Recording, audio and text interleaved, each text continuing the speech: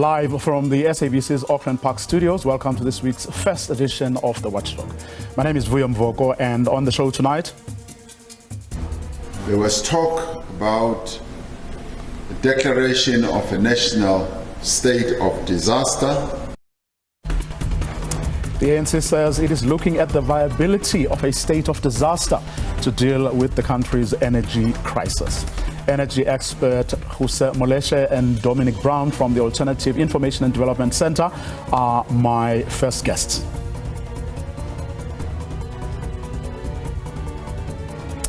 The ANC's two-day NEC Lekgotla has come to an end. Earlier, the party's president, Cyril Ramaphosa, gave the closing address where he highlighted some of the resolutions taken at that meeting, some of which will be tabled at the Cabinet Lekgotla on Wednesday. For some insights drawn from his many years in government, Vuyo Mvoko will be joining me later on the show. The Watchdog starts now.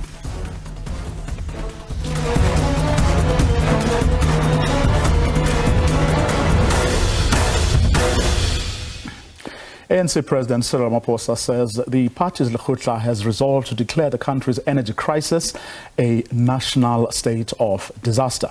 He was speaking at the end of the governing party's NEC Lekgotla at Excellent Park in Ekurhuleni this evening.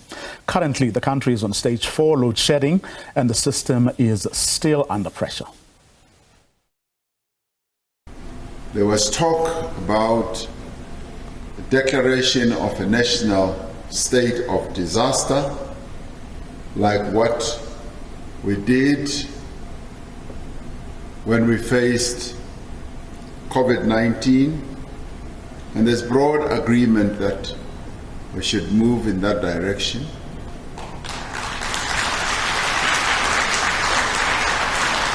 Work is already underway within government to establish whether the legal requirements for the declaration of a national state of disaster are met, and what specific actions we would be empowered to undertake to urgently resolve load shedding within the framework of a national state of disaster.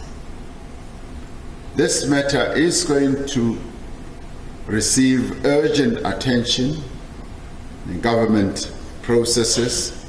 It will also be discussed more fully and thoroughly at the government Lekgotla, which will be taking place in the next few days.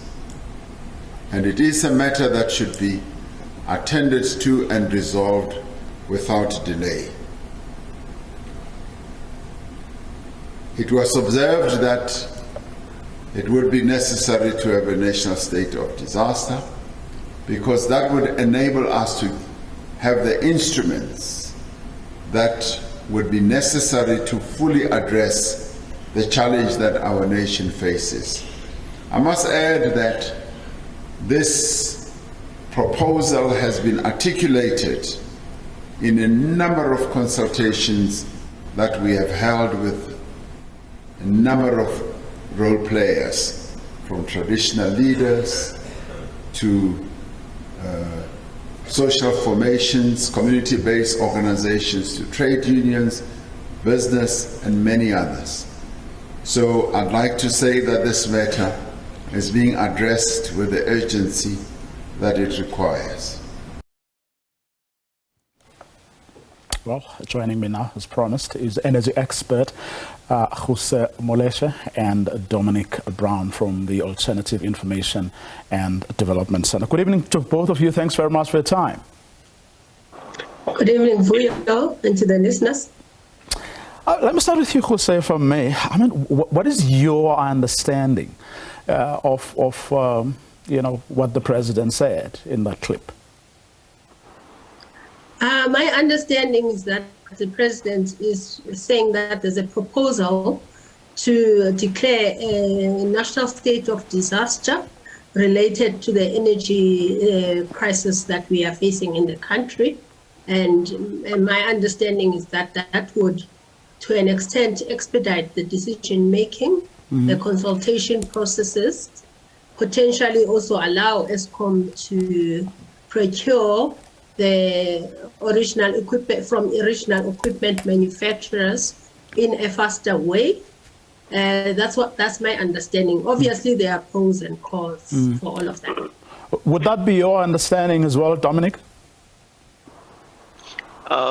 Yes, but I also hope that the resources would be made available from National Treasury to not be a barrier impeding us from addressing the current energy gap. For example, Eskom having to turn to borrowing for additional diesel to run open gas cycle turbines, and additionally, SARS not granting Eskom with a license to procure diesel at wholesale prices, which results in an additional R6 per litre in cost. So there are a number of important policy measures that can and should be implemented to deal with the energy crisis. I should add, however, that a lot of what comes out of the ANC Lekgotla in relation to dealing with the energy crisis speaks to the NECOM, the National Energy Committee's proposals as well, which primarily entails the increased privatization of the energy sector. And I think we need to evaluate whether these proposals can in fact meet the immediate energy needs, and moreover, what its consequences would be over the medium term. Now, would you say, from where you sit, Huse, has the government exhausted everything that is within its power before resorting to, these other measures that the president is talking about? Have they exhausted everything that is within their powers currently? Vuyo, that's a critical question because it's very difficult, as the president alluded to earlier on, to pinpoint exactly what are the different measures that are required. I wouldn't have necessarily agree with the fact that Eskom needs to procure for their own wholesale, have a wholesale license to procure their own power, that it would reduce the cost. Because as the Department of Mineral Resources and Energy has said, this is as a result of tax. And unless they are going to be exempted from the tax, I don't see, in terms of the calculation of the price of fuel, I don't see how that's going to help. Also, for Eskom to heavily rely on diesel is unsustainable, because as you know, that the diesel, once you use it, you exhaust it and it's gone. So it's just a bottomless pit. That should not be the case. They are overusing the OCGTs and should be finding ways to reduce that use because it's not sustainable. From where you sit, Dominic? Say, yes. Yes. So, look, we have a 6 gigawatt energy gap, and load shedding permanently is unsustainable. Bearing in mind, however, that there's no quick solution. At best, it will take 12 to 24 months to address the energy gap. In the meantime, I think we must look at all the possible means that we can to bring on current additional capacity that we have. Now, running the open gas cycle turbines, yes, it may be expensive over the long run, and we are overusing it in it currently, so it's not an indefinite or a long-term solution, yes. But we need it right now because it reduces 2 stages of load shedding, and that's one of what I would argue and AIDC would argue are a number of additional measures that we need to undertake to plug the energy gap in the short term, which is the next 12 to 24 months in this trajectory, to allow the space to do the deep maintenance and the servicing of the rest of the fleet, which includes, of course, as Ruse says, the direct procurement of open equipment manufacturing needs. Now, over and above the usage of the open gas cycle turbines, over the next 12 to 24 months, we need to prioritize fixing boiler defects at Medupi and Kusile, as well as the chimney failure, where we would need to utilize a temporary solution, as it will take 12 months to do, as opposed to 24 months. Together, Medupi and Kusile, if you bring them on board, along with the usage of the open gas cycle turbines, at least over the medium term, will allow for us to stabilize the grid and do the deep maintenance required. Now, all of this presupposes a huge amount of resources, not only for the plugging of the immediate energy needs, but also to allow for the deep maintenance. And this, of course, raises the question of Eskom's fiscal framework. And this is why, given Eskom needs to pay for operation costs, maintenance, and for investment in additional generative capacity, upgrading the grid, and so on and so forth, right now, it's over-reliant on tariffs and debt to finance these needs. So we really need a more sustainable financing model. And this is where we have, as AIDC, a number of concrete proposals to address the financing model. But there's also ways in which we can scrap the tariff hike through looking at what Eskom's primary energy costs are, as well as to look at possibilities for debt relief. So the idea to scrap the tariffs is possible. And to circle back to your question, is government or has government explored all possibilities of dealing with the energy crisis and or to deal with the tariff increase? No. And that, Jose, is what people are asking, saying everyone is talking about 12 to 24 months. But the question people, or central question people are asking is, what is it that they'll be able to do in the next 12 to 24 months that they haven't done, over the past 12 to 24 months? I mean, what Eskom is proposing is that they have a company that they have employed for the next 12 months to help with outage management, which has been an issue within Eskom, to help with controls, internal controls, and also reporting accurately what really is going on. I mean, that's what they are telling us. WSP will be employed, which used to be BP Power, to resolve the issues. Again, going back, I don't know really. The president will have to tell us what that is. Again, going back to Eskom buying diesel I still don't agree with that. That licensing, you need infrastructure for that. Eskom has a lot on their hands to now take on another additional responsibility. I don't agree with that. I think the National Treasury has said that in terms of the debt of Eskom, they are looking in February budget to deal with that, a third or two-thirds of that budget. So that is already on the cards. I don't know what the national disaster will do. Maybe it will expedite the budget speech. Instead of being in February, it will be now. I really don't know unless we pinpoint specifically what those issues are. I'm not necessarily against it, but I would like us, because of the pros and cons in the past, where there's been loopholes as well in terms of procurement, I would like us, if we go that route, to be very specific about what are the different things we're going to do. The 6,000 megawatts that we say is a gap, I think the gap is there with the coal-fired power fleet that we're not managing properly right now. Unit 4 was mismanaged to be. Unit 3, RIN 1, 2, 3 were also mismanaged at Metupi, and those could be back and could reduce over 2 stages of load shedding. So with the current fleet that we have and a more focused attention in terms of financing, instead of getting proper OEMs to fix the problems, we could still get to a manageable energy availability factor. Any improvement from now will make a huge difference. And we can still do that without making Eskom to go and buy diesel on a wholesale level. Totally don't agree with that. You wanted to chip in, Dominic? So I agree with your latter point in relation to the importance of prioritizing the servicing of the fleet.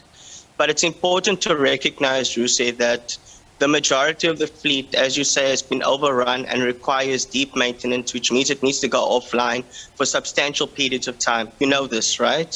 So if we do that now, whilst not plugging our immediate energy needs, it means we'll go into deeper levels of load shedding. I agree with you that we need, may I please finish quickly?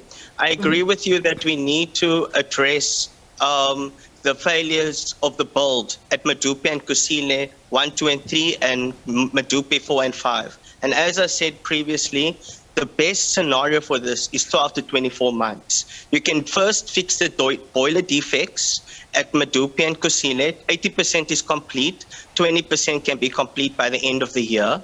However, there's a 220-meter high chimney at Kusile that's collapsed, which is also impeding the ability of units 1, 2, and 3 to operate. So we need to use a temporary measure, which will take 12 months to create, to fix that chimney whilst addressing the boiler defects. If we bring on Kusile, and do this by the next 12 months, it's 2,880 megawatts, just over 2.8 gigawatts. And in 24 months, Medupi can bring an additional 1.5, just over 1.5 gigawatts. I agree. But that still doesn't preclude the need in the meantime to reduce at least 2 stages of load shedding through the usage of the open gas cycle turbines. And in the meantime, I have a question for you. I'm almost done. In the meantime, we have to reduce the costs of the procurement of diesel. And by the way, your point on tax exemption status, that's absolutely correct. And in fact, in the past, before 1998, Eskom was tax exempt. The issue is, and this is where a core problem of Eskom arises, it's in that through the corporatization of Eskom and need for Eskom as a public utility needing to operate as a private company brings into a major contradiction, not only in terms of finances, but also in terms of operation. Let me pause there because there's a number of other points that I think are pertinent to this discussion. Yeah, let's not repeat what we've already said. I just want to ask the question. The open cycle gas turbines, using them with energy availability factors of 88%, is that sustainable? The design for those equipment is to run for emergencies and only at a particular peaking period. Is that sustainable to you? Because you're running down the very same equipment that you are depending for emergency and peaking power. That cannot be sustainable and does not make sense, and it will never make sense. Agreed, disagree, Dominic? Absolutely agree. No, I absolutely agree it's not sustainable, but I'm arguing that as an interim measure, it's definitely going to be required as we take on these other critical measures. So Ruse, there's much that we agree on here. Yeah, I understand that. I've read the same things from the annual financial statements from Eskom and so on. And I think you make a very good point. It can't be indefinite or long-term solution. You are correct. It's not only expensive and operating at a level that's not sustainable, but it also has a negative climate contribution, which is why ultimately, having said all of this, we also have to consider how we transition to a low-carbon economy. Now, right now, the idea is that this can be done through increased private sector generation of electricity, primarily through the Renewable Energy Independent Power Producers Program, and then also through private embedded generation. Now, I just want to alert the viewers to this. Renewables are important, but it's not renewables of any type. The private sector, through the REAP, has hit ahead in relation to bid window 5 because those preferred bidders, most of them are no longer profitable. And so they are not going to be built within the next 24 months, 2 years. And that also is a limited amount of capacity. And bid window 6 has faced different challenges, but also not only not going to reach building in the next 2 years, given grid constraints. In relation to private embedded generation, however, that is more likely to come on board before the end of the year to an amount of just over 1,500 megawatts. Now, this comes with a number of other challenges, including what will result in the accelerated collapse of Eskom due to declining sales volumes and also increased input costs, which would then necessitate more tariff hikes and even greater bailouts going forward. Now, just on the debt issue, Jose, now I agree Treasury has agreed to take on 2/3 of government's debt. But so far, this has been to advance, of Eskom's debt, thank you. But this has been to advance so far cuts in non-interest expenditure in many other important line items, including social protection and investment in infrastructure. In other words, what we've seen over the past 5 years, a harsh austerity agenda. So as AIDC, we've been saying, the Government Employees Pension Fund and the PIC as its asset manager holds 20%, well, more than 20% of Eskom's current liabilities. And already the PIC did a good thing and said, you know what, Eskom, you won't have to pay. Oh, I'm sitting in the dark. Sorry, everybody. You won't have to pay. You won't have to pay your debt installment this year, and it saved 17 billion rand. But the Government Employees Pension Fund is 2.3 trillion rand in accumulated reserves. It's 110% funded, and also it's not going bust anytime soon. So it's in the national interest and the interest in public sector workers to say, you know what, as the GPF, we will take on some of that debt on condition that you start to insource that manufacturing capacity, that you start in fixing the fleet, including taking the immediate measures, and moreover start to invest over the medium term in transforming Eskom into a key renewable energy generator in this country as part of a vertically integrated public utility. And this should be on the basis of delivering energy as a public good, whereby there is universal free basic electricity of at least 350 kilowatts per household per month, and a block tariff thereafter to ensure that some revenue is raised from tariffs. But ultimately, we have to decorporatize Eskom and make Eskom less reliant on tariffs and debt for financing its maintenance, and its investment in particular. Now, So we have to locate these key points within the discussion, I think, at the moment. And I think a lot of these issues are unfortunately not being raised, and that's unfortunate. Now, Jose, before, I don't know if there's something you wanted to add before I move on to the question of what, alternatives can give us realistically over the next 12 to 24 months. But if you wanted to add. Yeah, I would just say that for Eskom to be turned into a renewable energy company, I don't think that will happen. For security of supply, you're going to need baseload capacity, and private sector probably will continue to provide renewable energy. The other issues, let me leave them as they are. For you, Dominic, what can alternatives realistically give us over the next 12 to 24 months?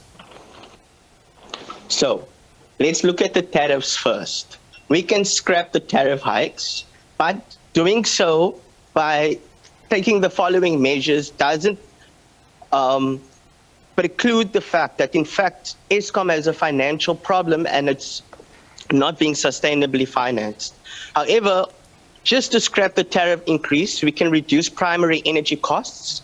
And here we have IPPs, which contribute 8% of total installed capacity in the country, but 30% of primary energy costs. So if we renegotiate bid windows 1 to 4 and reduce the costs, that can dramatically reduce primary energy costs. Secondly, in terms of scrapping the tariff increase, coal and the price of coal has dramatically increased over the past decade and a half, in part due to the increased demand for low-quality coal, as we export low-quality coal right now as well, which is the coal that Eskom mostly utilizes in energy generation. But also, and a major factor, is the inclusion of BEE contracts. And this needs to be scrapped, as what you're seeing here is putting the interests of the creation of a minority black elite at the expense of a black majority and the rest of the country, which is a big problem. And so you can reduce the coal prices, and 3, through the reduction in the diesel costs, as I was saying earlier on, through granting the license, which Jose disagrees with. And then 2, I also disagree with the to deal with Dominic, I also with debt disagree relief. with you On on the the tariff. tariff. Yes, Okay, because you're contradicting yourself. On the one hand, you say we must use more diesel, and the biggest component of that primary energy is diesel. And on No, it's the not. other hand, you're saying we must reduce the tariff. How is that going to happen? Because ESCOM is supposed to be reimbursed for the use of primary energy, and that includes and now in overuse of diesel, which we are advocating for. And then you're talking about renewable energy. As you correctly point out, renewable energy is less than 10% of the capacity within ESCOM. There are other contributions to the tariff. And reducing a tariff is a governed process through the Electricity Regulation Act. Exactly. You can't just willy-nilly wake up and say we are going to reduce the tariff. It doesn't work like that. It's a regulated process, and ESCOM needs a cost-reflective tariff, which reflects the costs that they are incurring now in terms of producing electricity. So reducing that talks to unsustainability of ESCOM again, which you are advocating for. It's kind of contradicting itself, asking for a bailout, but reducing the tariff. I don't agree with that too. Please listen carefully. Please listen carefully, as Zuma said. I'm not orange or Zuma, but and I'm not quoting numbers here, all right? Well, in a sense I am. But let's get the facts correct. Out of primary energy costs, the biggest and the most expensive year we paid for diesel is a 2021-2022 financial year, which is ending in March this year, which is going to total 21 billion. That is not the biggest amount of primary energy costs. IPPs is 67 billion. Coal is much more as well, close to 90 billion. So let's get the facts straight. But I'm arguing coal for relative to what capacity? Now. How much capacity is coal? It's 80% of the fleet. Don't compare pears and apples. It's 80% of the fleet. Obviously, it will be higher. But diesel is relatively small with a bigger amount. That's what I'm referring to. That's true. And what I'm saying there is that I agreed with you in terms of the long-term challenges, both in terms of cost and in terms of all other factors, in terms of the open gas cycle turbines. It's again, short-term measure, and I'm saying in relation to that, there's a way to even reduce the cost in spite of the fact that it's going to be a cost. And I'm saying there's a number of things you can do to reduce the tariffs immediately if there's a state of disaster. And then also to say that in spite of this, you are correct. I'm agreeing with you that this still puts ESCOM's finances in a precarious position.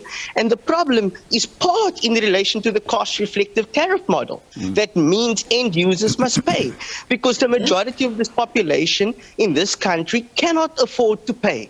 So invariably, you're going to have a problem with its financial model. And that's why we're arguing ultimately we need to decorporatize ESCOM so that it doesn't have to act like a private company anymore.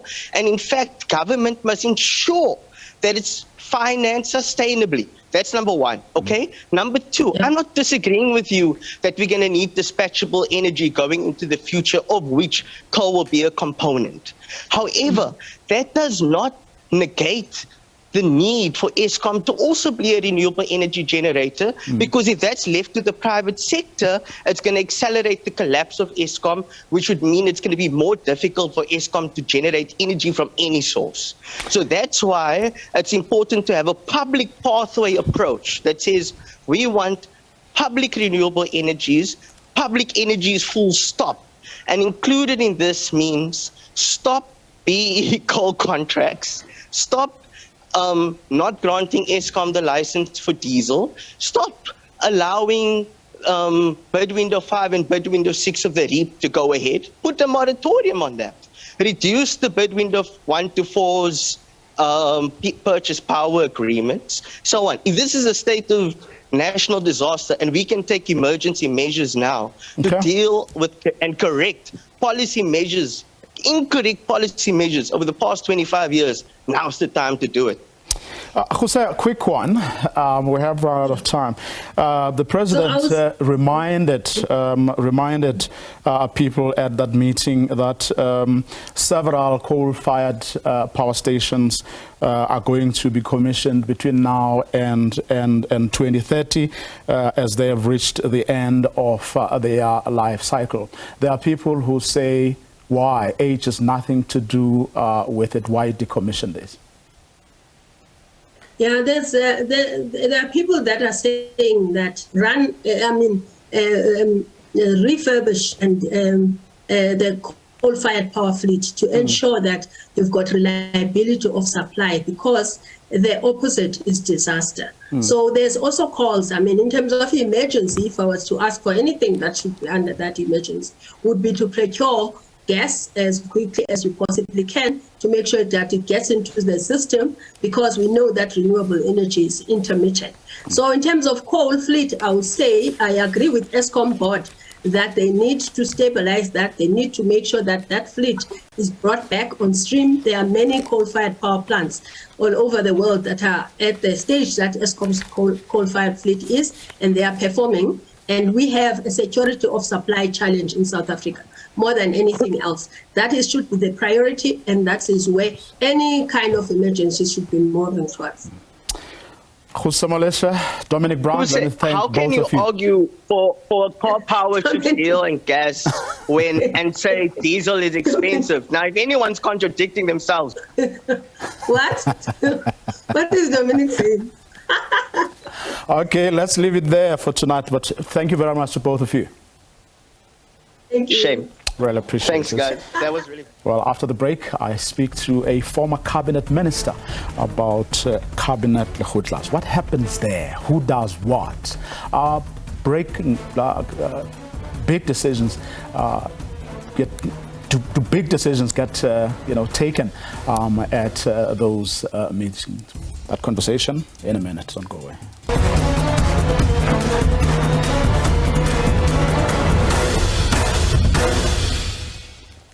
The ANC's two-day NEC Lekgotla has come to an end. Earlier, the party's president gave the closing address where he highlighted some of the resolutions reached by the meeting, some of which will be tabled at the Cabinet Lekgotla on Wednesday. For some insights drawn from his many years in government, Dr. Musebudi Mangena joins me now on the line. Dr. Mangena, good evening. Thanks very much for your time. Good evening. A lot gets said, this time of the year, every year, about how when after its January 8th statement, the ANC then National Executive gets to meet, which lays the ground for a cabinet Lekgotla.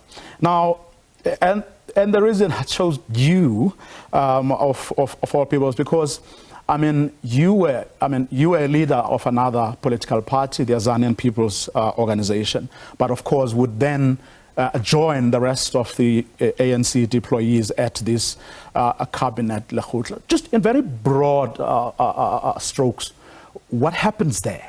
What happens at this big Lekgotla that gets held at the beginning of every year?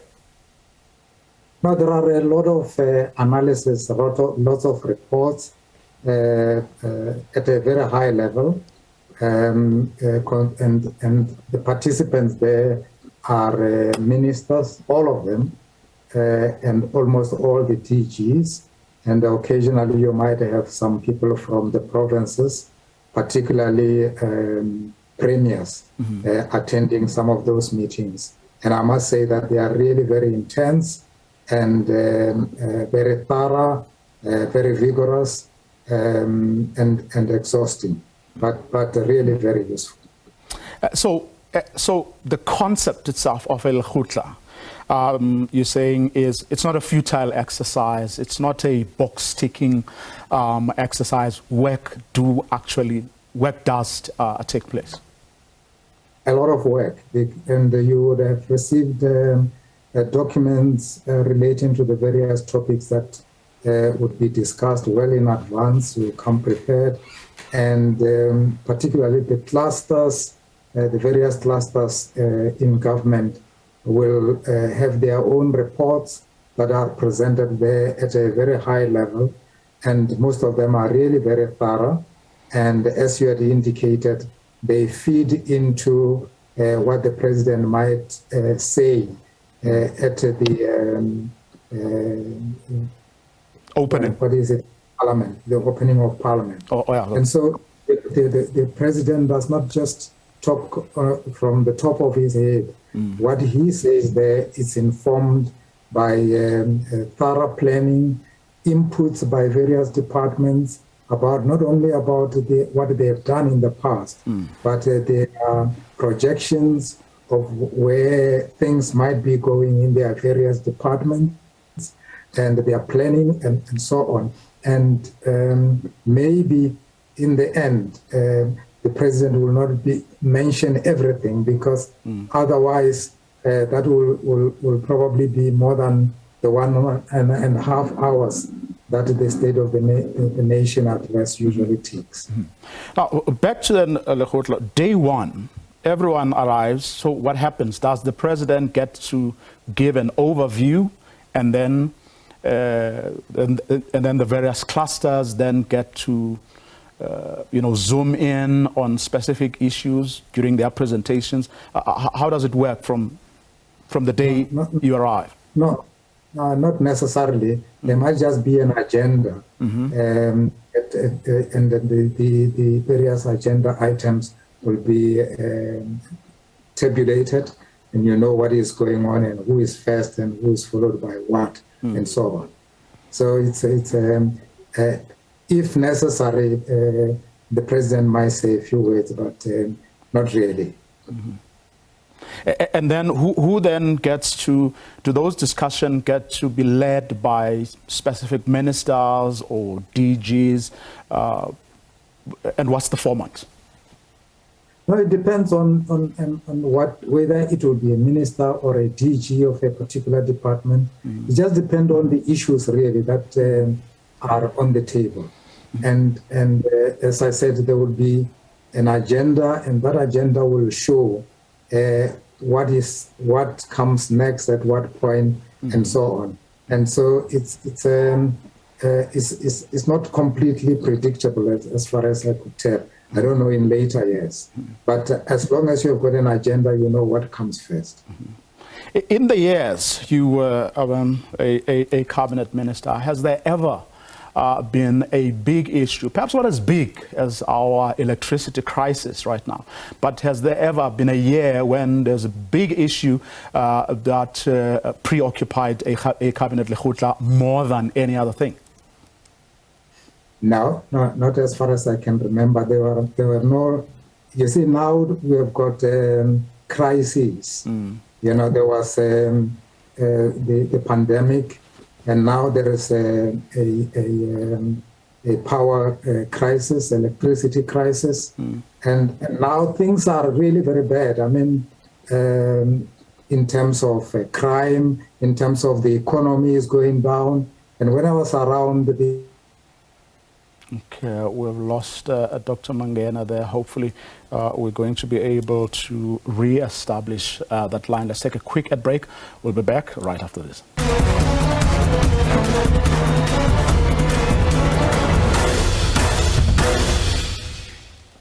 The ANC's two-day NEC Lekgotla came to an end today. Earlier, Party President Cyril Ramaphosa addressed the gathering where he highlighted some of the resolutions reached by that meeting, some of which will be tabled at the Cabinet Lekgotla on Wednesday.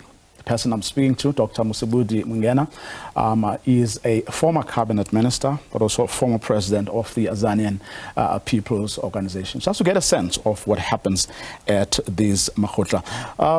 Dr. Mngena, welcome back. I'm hoping that we'll have to settle for a telephone line for the problem we all. I'm trying to imagine if you were to participate in a cabinet Lekgotla at this point in time, given the biggest crisis we are facing, which is the energy crisis, what would your contribution be? Well, I suppose that the idea would be to change the mindset, because I do not think that the Lekgotla suffers from lack of knowledge or intensity and so on. You know, you can discuss until the cows come home, theoretically, about the issues that need to be tackled. But you need sincerity, you need intention, desire to serve the people of this country. Because I think that what we are suffering from in this country is not so much lack of input or lack of knowledge or rigor and so on. It is lack of consciousness. You know, what we suffer from is it's lack of love for ourselves. If I were to make an example, you know, those 5 black policemen in the U.S. in Memphis who battered and beat up that Nichols to death. It's not because they don't know policing. It's not that they didn't know that this guy has done nothing. But because they are psychologically oppressed, they suffer from a slave mentality. They think they can just butcher a black boy like that. So even with us, we do not think that our people deserve to be served, to receive services that they require and that they deserve. So we know what needs to be done. Just like those policemen, they know that what policing means and what they should do, the right thing that need to be done. Even over here, I could be in the Lekgotla, we could say the right things that needs to be done. We go out there with knowledge, but because there are people who are corrupt, when you talk of plans and things that need to be done. For example, with ESCOM, they are thinking how much money is going to be given there, how much of it can I steal? So what are you going to do with people like that? And what do you think needs to be done with people? I think a lot of conscientization. At the highest level, a lot of conscientization is required so that we have people who love their country and their people and would like to serve them. We are not a poor country. We don't lack resources to do the right things so that we don't have potholes, so that we have energy and so on. When I left government, for example, ESCOM was liquid. It had its balance sheet was very strong, and ESCOM didn't know what to do with some of the money that it had, but it has all been stolen, and ESCOM is now on its knees. So it isn't so much what people say in the meetings, which I think most of it will be correct analysis and the correct solutions suggested, but the problem will be at the implementation level. These hyenas that are sitting and listening at the high level, what decisions are being made, what resources will be put where, and they sit and plan how they are going to plunder those resources, how they are going to loot those resources. Do you think, there is a failure on the part of the leadership of the governing party to actually, tackle some of these problems head on? Is it for lack of trying or simply an unwillingness to do what can actually be done? Yeah, there is unwillingness and tinged with corruption, with this the slave mentality that I'm talking about. But not everybody is like that. I think that maybe up to 50% of the people, 50 to 60%, mean well. But there is a sizable number of people who do not love themselves and their country and their people, and they do not believe that they should serve the citizens of this country, the vast majority of whom are black, in the manner that is proper. just as I'm talking about the mentality of the Memphis police. That mentality, they would not go out and butcher anybody, but they would butcher African Americans because those are the people whose bodies they can do those kind of things they are doing to. Probably they wouldn't do that even to a dog, but they go out and do this to fellow people. So the leadership in this country has got power, has got the resources, and so on. But they simply would not use those resources. They will not apply themselves in the day-to-day work that they are paid to do to ensure that this country prospers.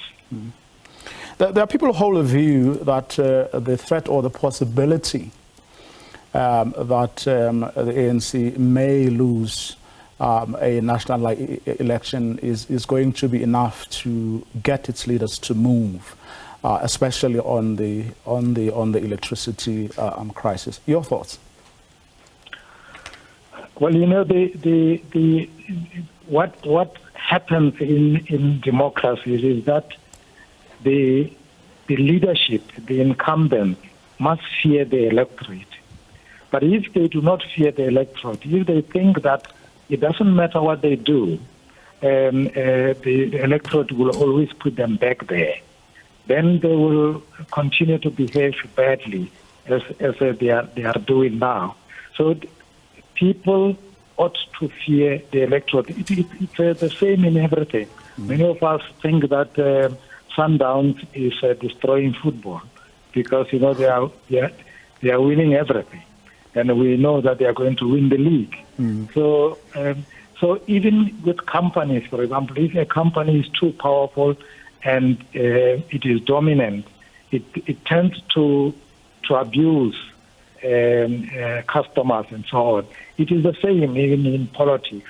If a party is too complacent, it believes that it doesn't matter what it does. As some of them have said, they can rule until Jesus comes, or if they put a donkey there and put a label on it as the governing party, people will vote for it because they want to vote for that name. Then perhaps what those people are suggesting might work. But what is required is that the citizens of this country must realize that the country belongs to them. It doesn't belong to leaders. It doesn't belong to political parties and so on. It belongs to the citizens. And the citizens are the ones that must decide what is going to happen. And if those that they put in office are not doing what they said they are going to do for the citizens, it is up to the citizens to act. Well, there's a view that, I mean, if your Kaiser Chiefs and your Orlando Pirates are weak and not giving Sundowns competition, then Sundowns will keep on winning. And the same can be said about, you know, the rest of the political parties in the country. Agreed. And so it isn't mainly the fault of the governing party. It is also the fault of the other political parties and the citizens of this country who must decide what needs to be done. So you deserve a government that you have. And if it doesn't help to say, I don't belong to the governing party or I didn't vote for it. The point of the matter is that collectively, as a country, we have put this particular government in office. And if we continue to put it there, even if it abuses us, because as we speak now, nothing seems to work. It is not only energy, but, you know, water is a problem, potholes are a problem, roads are a problem, crime is a big problem, the economy is going down, education is a problem, health is a problem, and you know, migration is a problem. So what is it that is going right? We can see we are going down and down and down, but we don't seem to be agitated enough to change the status quo. It is in our hands. It's not in the hands of the governing party to remove itself. It is in our hands. Why, though, do you think, why has it proven to be difficult for other players to successfully take on the big Goliath that is the ANC? Corruption produces a cycle.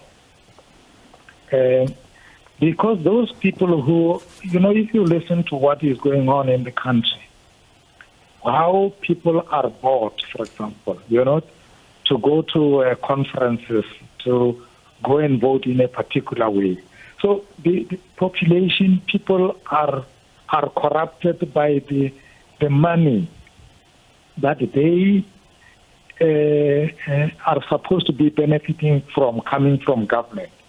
But if government is performing properly and the economy is working properly, we shouldn't be having so many people on social grants.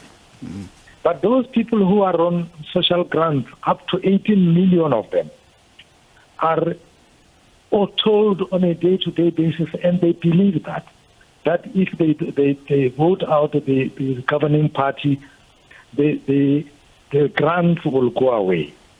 And yet they don't deserve grants. They deserve dignity and work so that they can go out and get employed and provide for themselves and their families.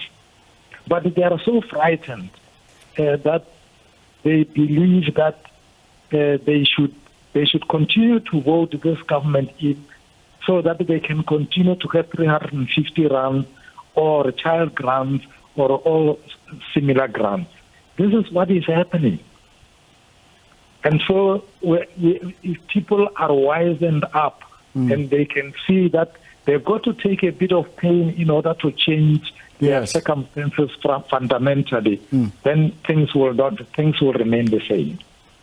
Dr. Vuyo Mvoko, let me thank you very much for your time this evening.